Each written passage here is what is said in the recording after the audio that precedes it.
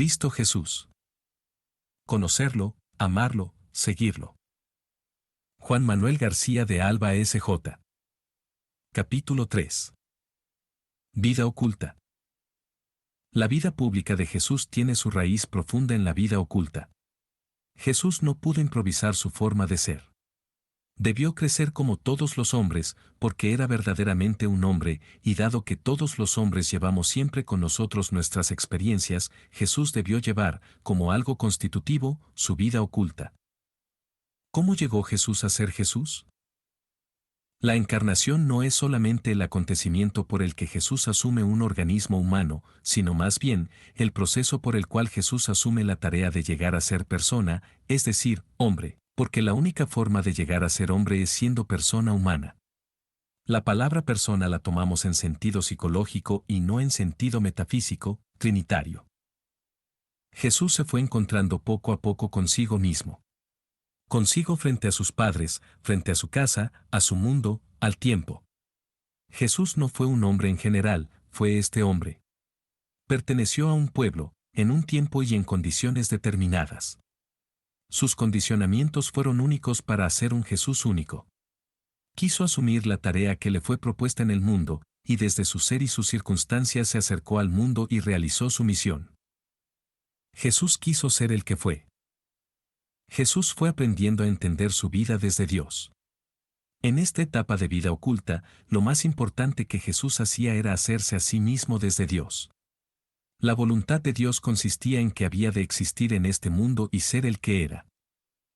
Uno de los puntos fundamentales en los acontecimientos de la vida oculta es advertir cómo Dios orientaba la vida, la conciencia y las experiencias de Jesús. Jesús no hubiera sido como fue sin esta orientación de todo su ser al Padre. ¿Por qué fue Jesús como fue? La respuesta a esta pregunta la encontramos en las circunstancias inmediatas en que vivió. Jesús no estaba prefabricado, lo fue haciendo su mundo, como a cualquier ser humano.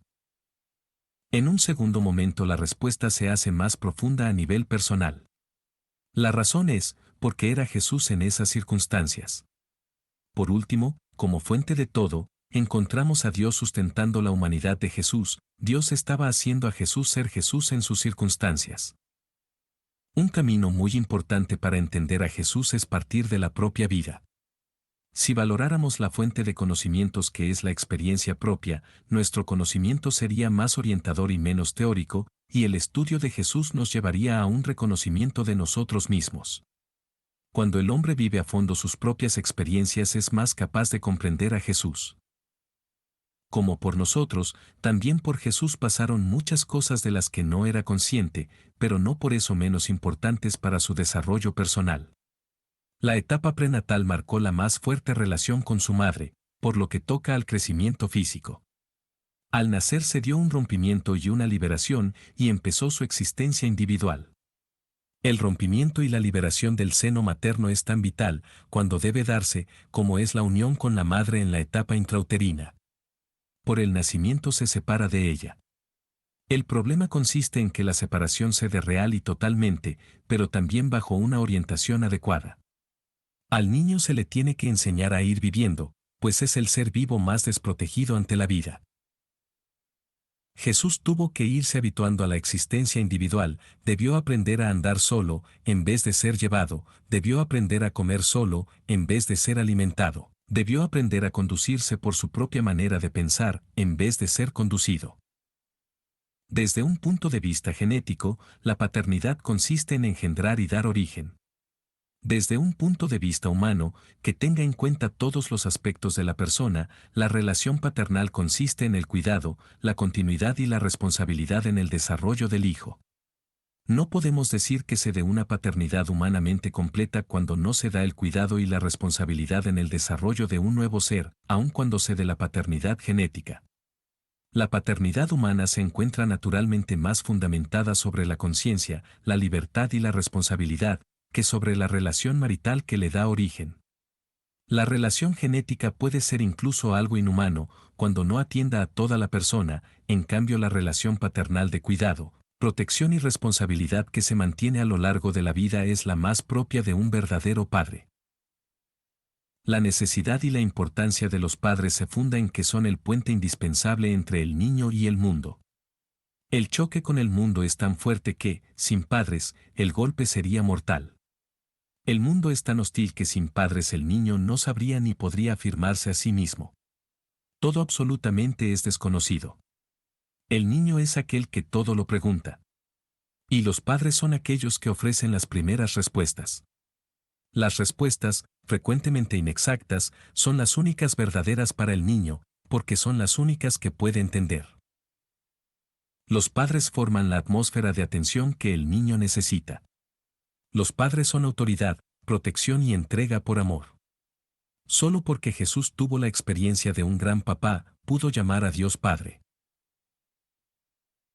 Desde esta perspectiva surge la importancia de la paternidad de José. La Iglesia siempre ha sabido que Jesús no fue un huérfano, no le faltó la imagen paterna. Más aún, esta imagen fue quizá el elemento decisivo del conocimiento de su relación con Dios. José, lejos de impedir la confianza de Jesús en Dios, era quien la inspiraba y la alimentaba. Dios, con su cercanía no destruye o sustituye a José, sino que lo hace más autónomo y más él mismo.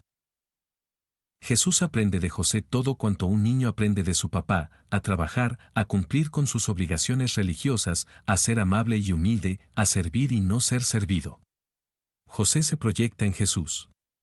La responsabilidad en la educación es una continua confirmación y, más aún, es una actualización de la paternidad humana, porque lo importante para el hombre no es solo venir al mundo, sino la forma de vivir en él. Es evidente que los evangelistas tienen especial interés en ocultar la figura de José. No es creíble que hayan tenido más información sobre detalles de la anunciación de María que sobre el influjo de José en la educación de Jesús. Por otra parte, tampoco se puede suponer fácilmente que José haya muerto a edad temprana de Jesús. La actitud espiritual de Jesús, sus enseñanzas y parábolas, hacen pensar que estuvo existencialmente marcado por la figura paternal de José. Jesús no hubiera hablado espontáneamente del hombre que parte el pan para sus hijos, del jefe de familia que duerme en la misma cama con ellos, del hijo pródigo, si le hubiera faltado la figura paterna.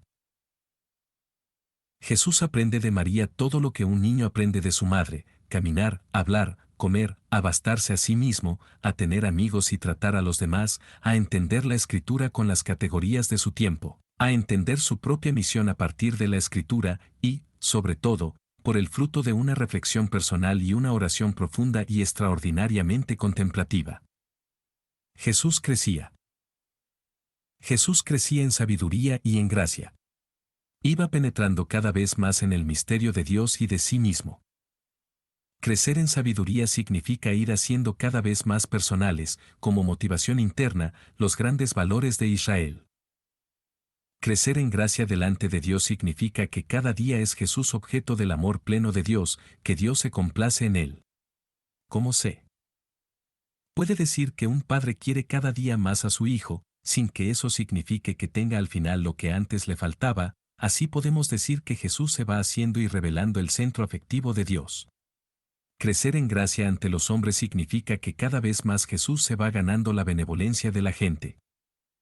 Jesucristo depende de los demás no solo en la satisfacción de las necesidades materiales, sino, sobre todo, y más profundamente, en el plano espiritual. Como todo niño, descubriendo a los demás, descubre su propia existencia y su valor único.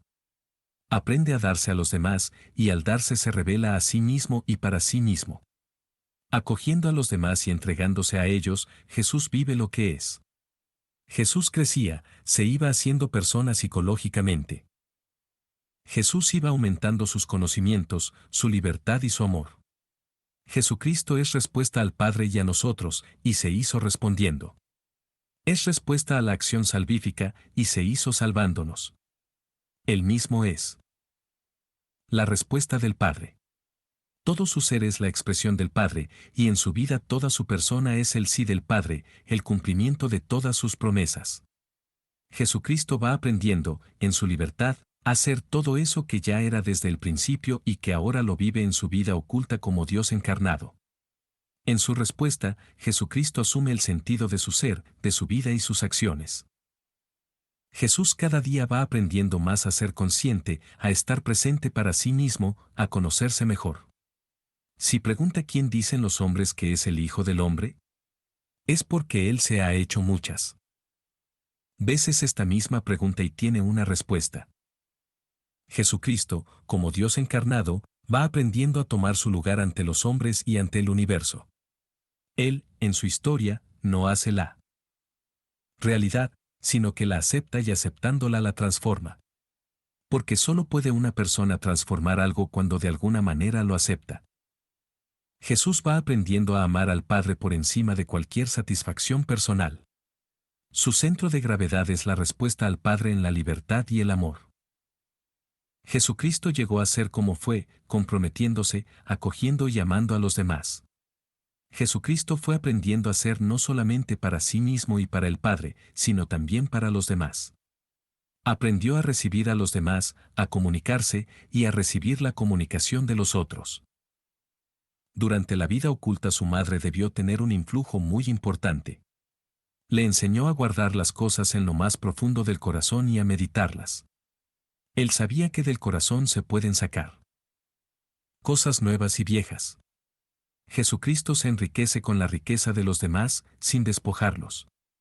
Viendo lo que son los otros y aceptándolos, se conoce a sí mismo y acepta a los demás. Jesucristo aprende que el amor a Yahvé con todo el corazón y con todas las fuerzas se ha de poner en el amor al prójimo, porque este mandamiento no es sino la encarnación del primero. Jesucristo va aprendiendo a amarlos a todos, y con ese mismo amor ama al Padre en los otros. Jesucristo va aprendiendo que la manera de servir al Padre es sirviendo a los demás, y por eso ha venido a servir. Jesucristo va aprendiendo que ni este mundo, ni los demás, son como deben ser, él mismo no es como debe ser, le falta crecer, lo mismo que al mundo y a los demás. Jesucristo tiene que ir aprendiendo dolorosamente a sufrir a los demás, a entender a los otros, a ser leal y sincero con ellos, a admirarse ante sus valores. Está aprendiendo a no detenerse en lo fenoménico, sino a mirar el corazón. La realidad de las cosas y el valor de las personas se captan con el corazón. Solamente se conoce a fondo lo que se ama. Y amando aprende lo que es el amor. Jesús va aprendiendo que en todo hay algo de belleza, de bondad y de verdad, pero no se detiene, como distraído, sin referirla al Padre. La referencia al Padre es para Jesús el valor más grande que encierran todas las cosas, y todo esto lo va aprendiendo en el amor a los demás, en cierto sentido ellos se lo están diciendo. El amor se realiza en la salida de sí mismo. No hay amor más desinteresado que el que dispone de sí mismo para entregarse. El amor humano no es un movimiento instintivo sino un impulso consciente y libre. El amor es la ofrenda de sí mismo proyectada hacia el otro. Jesucristo se va conociendo y aceptando como Dios encarnado y así se nos da para ser conocido y aceptado. Cuando se hace el don máximo se trata de la máxima generosidad. El don máximo de Jesucristo es el darse al Padre en los demás. Nadie tiene mayor amor que el que da la vida por sus amigos. Jesucristo fue aprendiendo a salir de sí mismo para la aceptación, el amor y la entrega a los demás. Jesucristo fue aprendiendo que se puede amar a una persona para servirse de ella, pero así es precisamente como se le destruye, como pierde su dignidad y su valor de persona. Jesucristo va aprendiendo a no querer a los demás para sí, sino a quererse a sí mismo para los demás. Ama al Padre amando a los demás, y amando a los demás se ama a sí mismo. Jesús va aprendiendo, en el seno de la familia, que el amor se manifiesta en la unidad. Por eso también el Padre y Él son una misma cosa, y por eso nos llama a la comunión de vida con Él, y nos dice que la vida eterna es estar donde Él está. Del amor de sus padres Jesús aprendió que el amor consiste en la comunión de vida, y por eso nos enseñó a formar una familia. Se fue dando cuenta que la unión no es confusión, ni mezcla, sino comunión de personas que las relaciona respetándolas. La mezcla destruye a los elementos, la unión realiza a la persona. Amar es completar la personalidad, y en el amor la persona se realiza. El amor de sí es anterior al amor del otro, pero es en el otro en quien se encuentra y donde está su sentido. Por eso es posible amar por encima de sí mismo. Jesús, amando, crecía en el amor y entregándose en la entrega. Porque esta ofrenda, que es el amor, está arraigada en lo más profundo del ser humano y es su expresión. Jesús fue aprendiendo a amar a los demás a través de signos en los que, como todos nosotros, quería estar presente. Pero sus signos, como los nuestros, por ser signos y no revelarnos totalmente su contenido, pueden ser traicionados. Jesucristo es pregunta y se hizo cuestionándose, es el don máximo y se hizo dándose, fue creciendo en su amor, en su entrega, en su fidelidad al Padre y a nosotros. Jesús crecía, era un hombre en camino. Él, que procede totalmente del Padre, es el autor de su propio desarrollo. Al hacerse hombre pasa por todo lo que significa para los hombres llegar a ser hombre. Se corre el peligro de pensar que el niño es un ser en proceso de llegar a ser persona. Como si estuviera ahí solo para llegar a ser mayor. El niño está ahí para ser niño, y como niño, persona. Pues el hombre es persona en todas las fases de su vida. Jesús vino al mundo no nada más para llegar a ser adulto, también para llegar a ser niño. Su infancia no fue solamente tiempo de preparación, pues se camina no solamente para llegar al fin, sino para vivir caminando. En el conjunto de la vida de Jesús, su infancia fue sumamente importante para su ser personal, ya que en cada momento de la vida está presente la vida entera. La vida no es mera sucesión de partes, es un todo.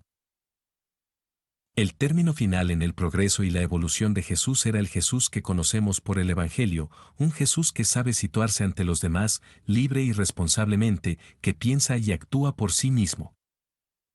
Para advertir la relación de Jesús con Dios como Padre, subrayamos los rasgos que afirman la dependencia, pero hemos de notar también que un padre engendra un hijo para que, al igual que él, llegue a ser libre e independiente.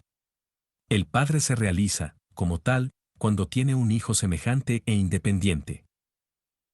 La relación de Jesús con Dios como Padre se fundamenta en el ser personal de Jesús, y no solo en una relación de origen, se fundamenta en su dependencia y en su independencia, es decir, en la respuesta continua que fue su vida entera, en conciencia, libertad y responsabilidad. Dios dejó a Jesús ser Jesús. Y al mismo tiempo, Dios como Creador y Padre, es la raíz y la fuente por la que Jesús llegó a ser Jesús. La infancia. Ser niño significa ser dependiente, ser necesitado, ser remitido a otra persona. En cuanto niño, Jesús procede no solo de su Padre Dios, sino de otros seres humanos. Este es el sentido de las genealogías que enmarcan a Jesús en toda la historia de la salvación, y es también el sentido de la maternidad de María y de la relación con José. Jesús se ha gestado en el vientre de María de la que ha recibido su sangre, el latido de su corazón, su forma de ser, y una gran cantidad de genes que a lo largo de su vida oculta lo configuraron para que llegara a ser el Jesús que fue. Lo propio procede así de lo ajeno. Pero lo propio no es meramente lo biológico, tanto o más importante puede ser el contexto familiar, humano, cultural. Esto quiere decir que Jesús recibió de los hombres que le precedieron su forma de pensar, contemplar, orar, etc. Nunca se es tan original que se pueda prescindir completamente del pasado. La originalidad de Jesús consiste en interpretar desde Dios los datos de la historia. Llama la atención el puesto que Jesús asigna a la infancia en la realización humana, les digo de verdad que si no se vuelven como niños no entrarán en el reino de los cielos. Para Jesús la infancia no es un paso que luego se borra sin dejar huella, en ella se realiza hasta tal punto lo específico del ser humano y de la vida cristiana, que está como mutilado el que perdió lo esencial de la niñez. Todo esto podría darnos una idea de lo feliz que debió ser Jesús en su infancia. El recuerdo de la infancia de Jesús se traduce en todo el Evangelio.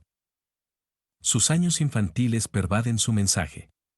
Nunca hubiera dicho Jesús lo que dijo si su infancia hubiera sido un drama existencial o si hubieran estado ausentes los valores que hacen al hombre ser humano.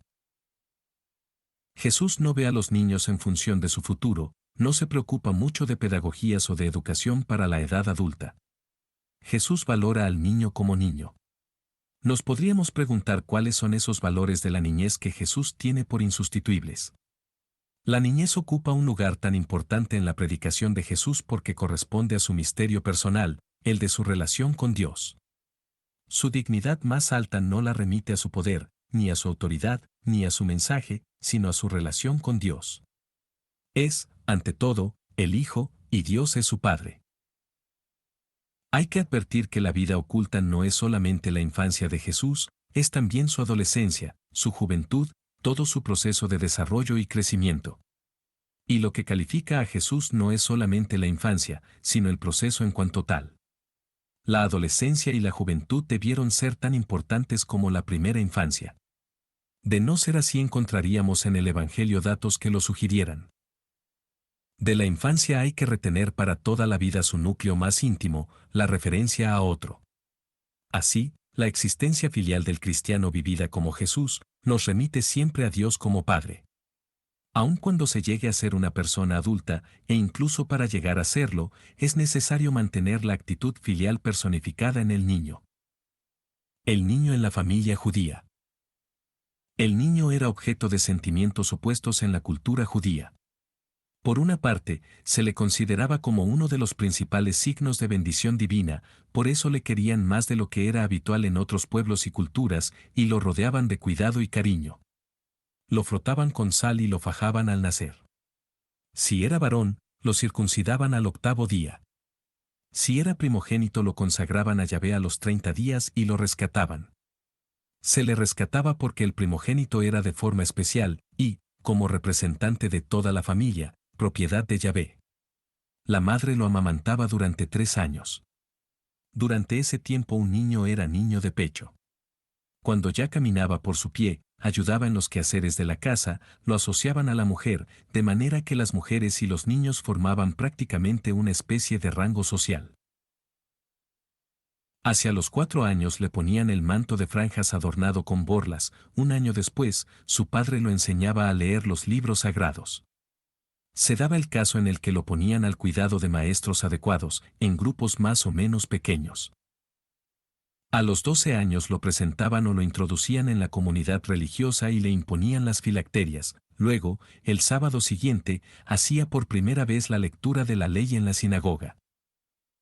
Por otra parte, el niño era insignificante en la vida social, como entre los demás pueblos de entonces. Su tarea consistía en escuchar y aprender.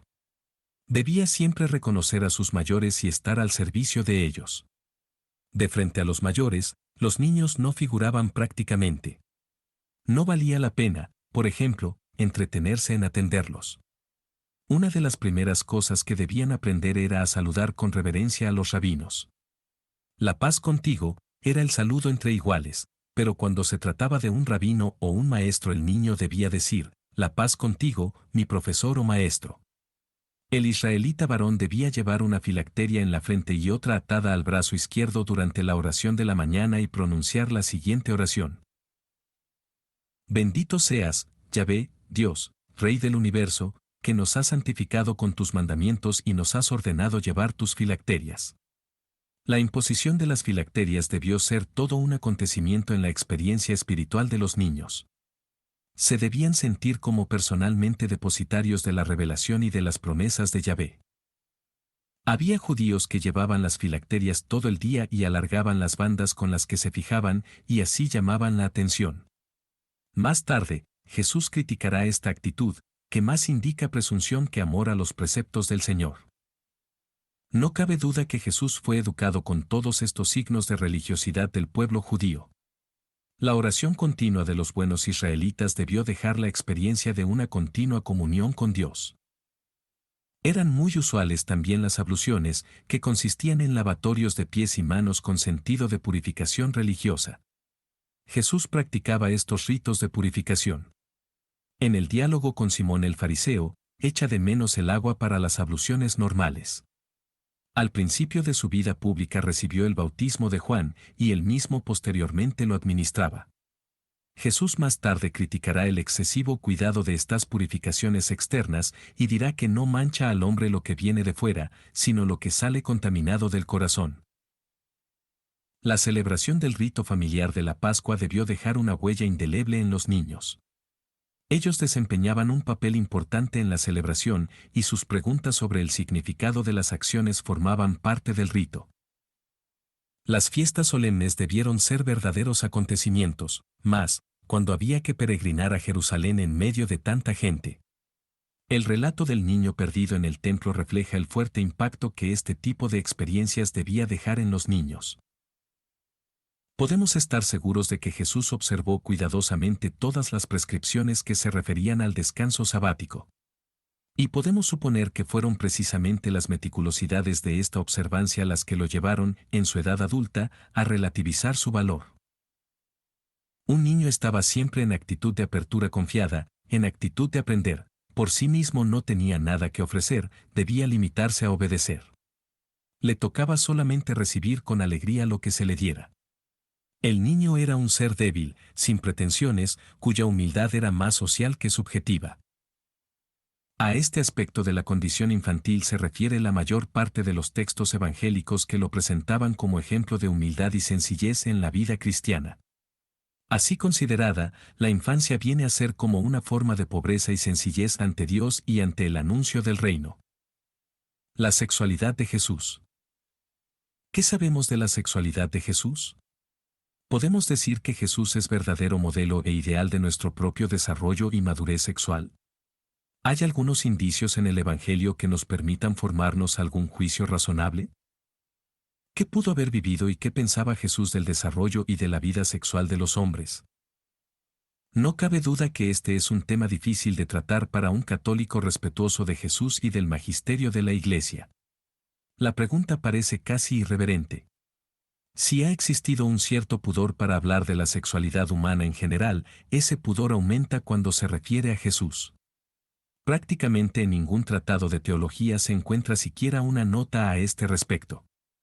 Por estos motivos nuestras reflexiones no pasarán de ser un mero apunte. Y la bibliografía que podemos ofrecer es casi nula. Desgraciadamente no encontramos en los evangelios datos estrictamente históricos. La vida oculta de Jesús se hace más que oculta al hablar de su desarrollo y crecimiento personal, sobre todo en este campo. Sin embargo, eso no quiere decir que en Jesús no se haya dado un verdadero y sano desarrollo en lo que toca a su crecimiento como un hombre sexuado. Los evangelistas dan por supuesto que el desarrollo de Jesús fue en todo semejante al de cualquier ser humano, aunque ajeno al pecado.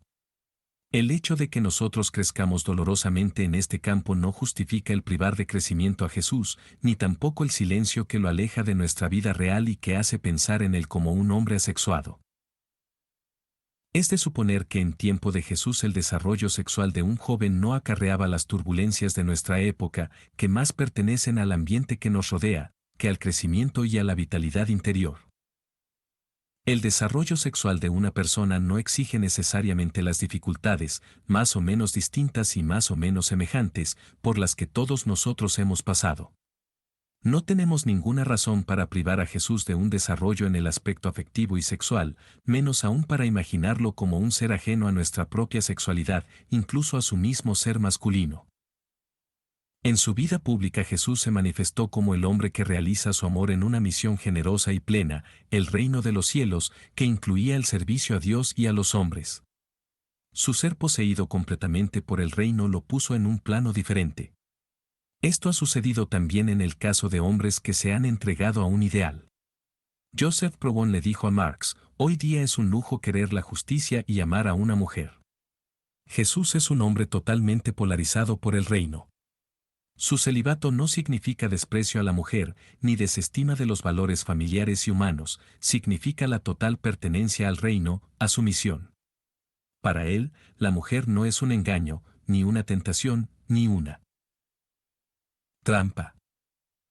Jesús piensa que el reino debe dar a todos sus discípulos una forma distinta de ver y vivir su propia sexualidad, de tal manera que la mujer deja de ser una tentación u ocasión de pecado y puede convertirse en una verdadera discípula y amiga suya y de sus seguidores.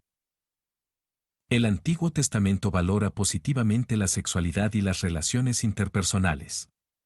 Jesús no se aparta de esta visión, no tiene complejos frente al amor, a la sexualidad, a la mujer.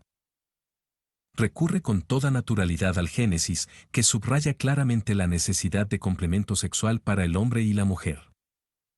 Jesús no desconoce ni desaprueba el amor interpersonal del hombre y la mujer. Más aún, juzga que es tan valioso que debe perdurar por siempre. La indisolubilidad del matrimonio manifiesta hasta qué punto piensa Jesús en el valor del amor humano. La relación marital del hombre y la mujer la valora Jesús en sí misma, como compromiso original de amor y complementariedad de las dos personas, con manifiesta alusión al amor, por el que dejan los dos a sus padres, y se unen para formar una sola carne.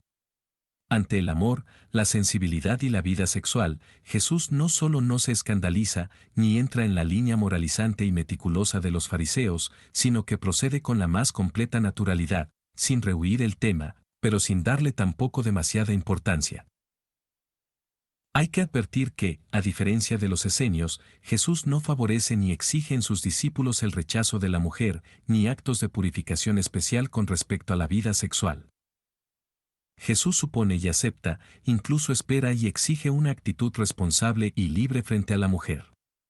Los verdaderos discípulos de Jesús han de proceder como procedía él. Para comprender la actitud de Jesús ante la mujer y ante su propio desarrollo sexual, es necesario imaginar lo que puede ser un hombre poseído por un ideal, que se consagra de tiempo completo y con corazón íntegro a la voluntad de Dios. Jesús no solamente supera lo que para otro podría ser natural, por lo que toca al amor humano y al desarrollo sexual, sino que manifiesta su misión en su forma de vivir como hombre célibe y en plenitud. Al asumir la naturaleza humana, asumió un ser numéricamente uno, vivo, particular, concreto y determinado por sus circunstancias, lo asumió en su proceso de llegar a ser hombre, y este hombre, que fue Jesús, estuvo determinado por su sexualidad biológica, psicológica y social, y dentro del proceso que lo llevó a ser hombre masculino. Jesús no fue solamente un ser humano, en abstracto, sino que fue un hombre sexuado. Su sexualidad, como la de todas las personas, no era un añadido, ni algo de lo que se pudiera prescindir. Su sexualidad, además de ser una función biológica, con todas sus características específicas, era también y principalmente un principio de configuración de su ser personal. Fue asimismo un principio de alteridad, de diferencia y de referencia a todas las otras personas con quienes se encontró. La psicología actual descubre una fuerte relación entre la sexualidad y el amor, la ternura, la delicadeza, la confianza, la misericordia, la estima de uno mismo y la seguridad personal. Solo un ser seguro de sí mismo puede abrirse a la otra persona en actitud de servicio, de entrega y de respeto. En el valor de las otras personas, descubre, entiende y proyecta su propio valor. La sexualidad se manifiesta y es el origen de una forma de ser tierno, delicado, cariñoso, confiado, misericordioso. La sexualidad es para el hombre una de las fuerzas más poderosas que lo impulsa a encontrar su propia manera de ser. Jesús, como todos los hombres, también fue impulsado por su sexualidad para encontrar su manera de ser, ante el Padre, ante la mujer y ante todos los demás. Por su experiencia de Dios, de quien procede el reino que anuncia Jesús, y por su gran libertad ante lo establecido, Jesús trata, y no solo de manera lejana y aparente, a mujeres de mala reputación para anunciarles el tiempo de gracia. Reconociendo que por sus pecados merecían el último puesto, por su aceptación del reino precederán a los santos, a los justos, a los buenos, a los que se refugian en sus buenas obras. Hay que advertir igualmente que, aunque Jesús considera la sexualidad en todo su valor, sin embargo, no cree que tenga proyección en la vida eterna, allá los hombres serán como los ángeles de Dios. El celibato de Jesús. Ante la figura de Jesús en el Evangelio surge una pregunta que en otro tiempo podría parecer irrespetuosa: ¿por qué Jesús no se casó? Trataremos de ofrecer una respuesta a esta pregunta. Primero será importante conocer el ambiente social familiar de la cultura de Jesús. En tiempo de Jesús era normal que un joven se casara a la edad de 17 años, la joven podría casarse desde los 12. La edad para el hombre iba de los 17 a los 20 o 22 años. Bastaba que el hombre tuviera las fuerzas necesarias para desempeñar un trabajo, y los padres de familia se encargaban ordinariamente de establecer jurídicamente el matrimonio. Se hacía un contrato matrimonial, se fijaban dotes y fechas, se tenía una celebración que normalmente duraba 7 días. El matrimonio no tenía un significado directamente religioso, era un acontecimiento principalmente familiar y social. El libro del Eclesiástico aconseja a los padres casar pronto a sus hijos para que el joven no ande como barca sin amarra. Donde no hay valla, la propiedad es saqueada, donde no hay mujer, gime el hombre a la deriva. Sin mujer se vive vagabundo y errante. ¿Quién se fiará del ladrón ágil que salta de ciudad en ciudad? Así tampoco del hombre que no tiene nido, hogar, y que se alberga donde la noche le sorprende. Por eso aconseja al padre de familia que case pronto a los hijos, porque se vive más sanamente, más equilibradamente y más tranquilamente. Por estas razones el hombre que después de los 20 años no se había casado era socialmente mal visto. En su cultura, la fecundidad era un signo del amor de Dios y una bendición especial. La esterilidad se asociaba al castigo y a la maldición divina. En este contexto nos podríamos preguntar, ¿por qué Jesús no se casó? Una respuesta podría ser la responsabilidad familiar. Cuando moría el padre de familia en un hogar hebreo, el hijo mayor debía de hacerse cargo de la mamá y de todos los hermanos. Pasaba automáticamente a ser el jefe de la familia y esta era razón suficiente para posponer el matrimonio. En el caso de Jesús es muy probable que José haya muerto antes de que Jesús comenzara su vida pública. Habiendo muerto José, Jesús se responsabilizó de su familia. Y entonces no podría tan fácilmente casarse. A él le tocaba cuidar de su familia, como mayor, como primogénito, en este caso la familia sería, su madre María, tal vez unos primos, unos parientes más o menos cercanos, de los que Jesús pudiera sentirse responsable. Esa pudo haber sido una razón. Era una razón que justificaba, en algunos casos, el retraso del matrimonio. Pero esta razón no parece del todo satisfactoria. En el Evangelio podemos encontrar indicios de otras motivaciones. Jesús no se casó no por miedo a la mujer o al sexo. No podemos pensar que no encontró mujer, porque entonces no se esforzaban mucho en encontrarla, era sencillamente asunto de familia. Ni siquiera se necesitaba que entre los novios se pusieran de acuerdo. Los padres se ponían de acuerdo y casaban a sus hijos. El amor era algo que venía después. Cuando sea tu mujer y esté cerca de ti ya la querrás. La decisión no era del muchacho joven que no sabe lo que quiere, era más del papá que lo casaba. Encontramos en el Evangelio que casi todos los discípulos de Jesús eran casados, solamente uno que otro y probablemente por ser muy joven, menor de los 17 años, no fue casado, como San Juan el Evangelista, y quizá algún otro. Cuando Jesús les dice a los discípulos, todo aquel que haya dejado el padre, la madre, la mujer, los hijos y las hijas, no está hablando en teoría, les está hablando en concreto a sus discípulos que dejaron a su mujer, a sus hijos, a sus hijas, por él, por seguirlo, por el anuncio del reino. Nosotros, que lo hemos dejado todo. Nos veníamos preguntando por qué Jesús llega a los 30 años sin una familia propia. Célibe, como diríamos nosotros ahora. Otra razón podría haber sido el que Jesús, desde joven, estaba pensando, estaba trabajando, por decirlo así, la misión que el Padre le había confiado, y trabajar en la misión significa consagrado a ella, dedicado a la oración. Nos fijaremos en este momento en dos cosas, el celibato de Jesús y el anuncio del reino. Jesús, por amor al reino, que todavía no empezaba a anunciar y que estaba gestando en su interior, tomó la opción de vida, que es el celibato. Y precisamente en su vocación célibe va a visualizar que Jesús, y solamente Jesús, es el Hijo único de Dios y el enviado para salvar a todos los hombres.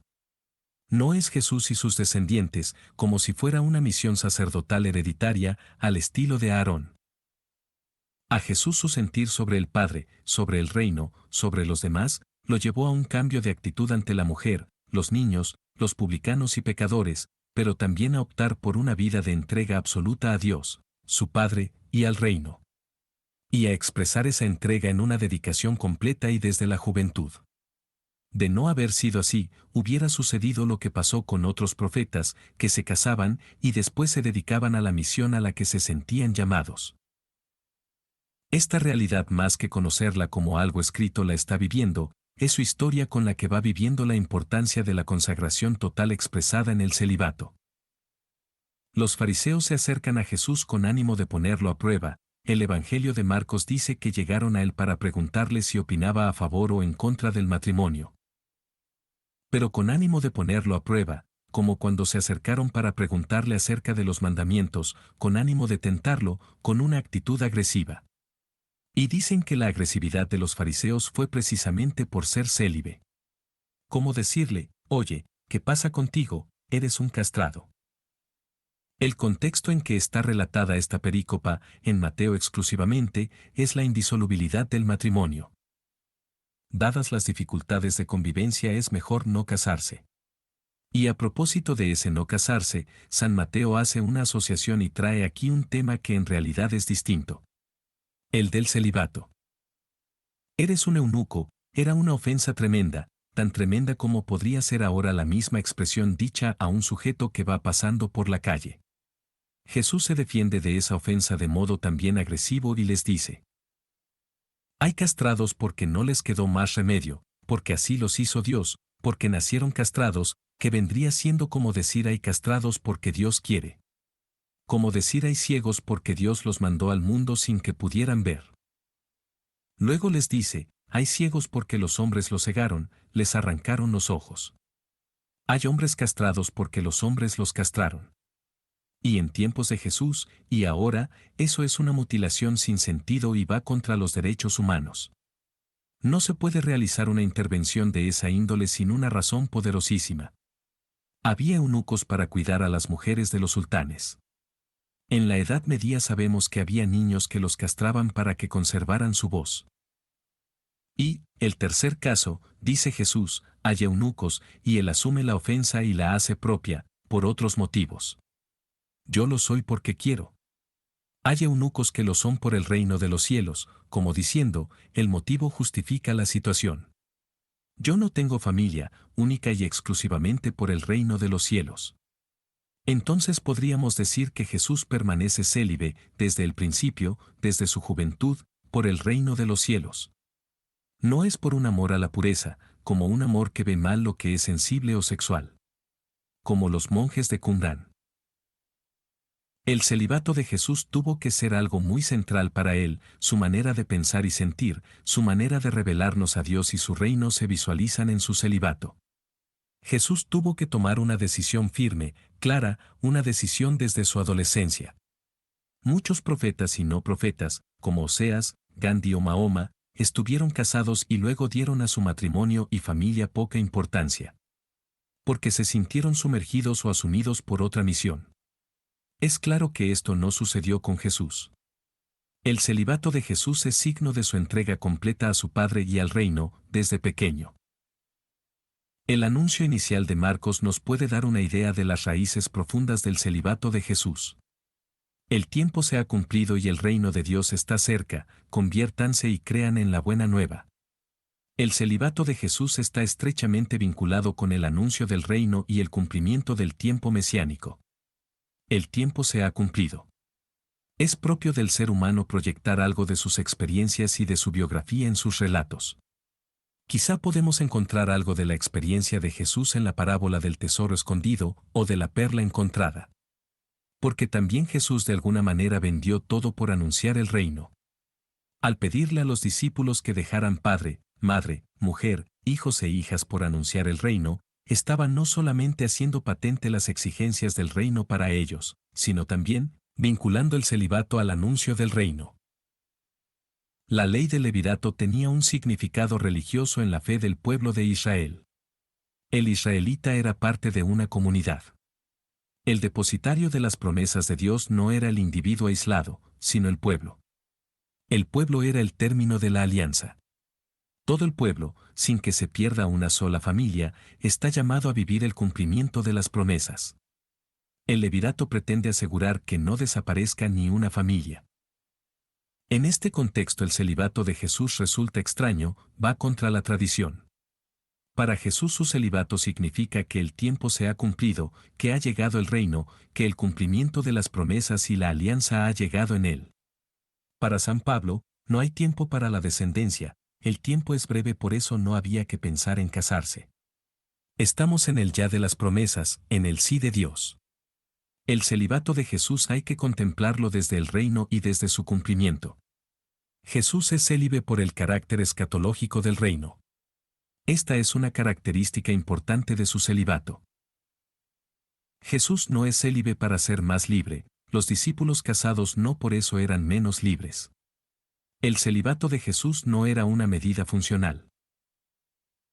Tampoco era célibe para librarse de cargas y responsabilidades, o para poder moverse más ágilmente como profeta itinerante. San Pedro fue apóstol junto con su mujer como otros hermanos de Jesús. El celibato no se justificaba por razones económicas. Aunque no tener mujer fuera un gran ahorro y signo de pobreza económica y afectiva. Tampoco era célibe para tener más tiempo para la oración o para orar mejor, sin el corazón dividido. No fue célibe por razones utilitarias. Para tener una ayudante como secretaria. O para librarse de compromisos. Tampoco fue célibe por desprecio de la vida sensible o sexual. Para Jesús, la mujer no es sinónimo de lujuria, como lo es todavía en algunos dichos populares, vino, mujeres y canto. Jesús en ningún momento escoge o motiva el celibato por temor a la sexualidad o a la mujer. Había algunas sectas como las de los esenios de Qumrán que tenían como norma el celibato, no tanto por amor a la virtud sino por horror a la mujer, porque la mujer era un peligro. La doctrina maniquea entiende la realidad de forma dualista y piensa que el orden físico es inferior y malo con respecto al orden espiritual. Esa postura es el origen del maniqueísmo. El cuerpo no sirve para nada, el cuerpo es corruptible, es dañoso, es una carga para el hombre, en el fondo el cuerpo nos induce al pecado. Es malo y como el cuerpo era malo, era mala toda la realidad física y luego la realidad corpórea, sensible, sensual y sexual. En la mentalidad hebrea, sin ser dualista, si se tenía por impureza engendrar un hijo o darlo a luz. Pensaban que todo lo que tenía que ver con la sexualidad hacía impuro al ser humano. En ninguna parte del Evangelio se fija Jesús en la pureza sexual como pureza legal. Jesús no valora el celibato en función de la sociedad. El celibato no es ningún mérito que haga del apóstol un privilegiado, o un ejemplo de vida cristiana. Jesús no exageraba los peligros de la sexualidad humana. Por el contrario, sabe que desde el principio Dios hizo al hombre a su imagen y semejanza, macho y hembra. El ser masculino y el ser femenino de la mujer también representan a Dios, están hechos por igual a imagen y semejanza de Dios, que es el fundamento de la masculinidad y de la feminidad y llamados a vivir en comunión. Los discípulos tuvieron que aprender a seguir a Jesús desde su propia masculinidad. Jesús no se propuso a sí mismo como ejemplo de vida célibe, como si lo hizo San Pablo. Los textos que hablan de Jesús como modelo, aprendan de mí, no se refieren al celibato y muy segaramente son pospascuales. Los discípulos eran como el Maestro, pero desde sus circunstancias familiares y personalidad concreta. Jesús pide a sus discípulos una actitud distinta con respecto a la mujer, es el anuncio del reino sobre la mujer. Jesús afirma que en el reino la mujer ya no va a ser una tentación para el hombre. El hombre puede encontrarse frente a la mujer, sin que por eso se sienta frente al demonio. La mujer puede ser discípula de Jesús de la misma manera que Pedro, Andrés y Santiago. Jesús las acepta como discípulas y acepta los servicios que pueden prestar, los servicios de tipo personal, y que le ayuden con sus recursos económicos. A los fariseos les dice que Dios se va a complacer más en esa mujer, que lo sigue, que en el corazón autosuficiente del fariseo. La actitud de Jesús frente a la mujer es tremendamente liberadora. El celibato no se fundamenta en una valoración negativa de la mujer. Se fundamenta en el anuncio del reino, que exige una valoración positiva de ella.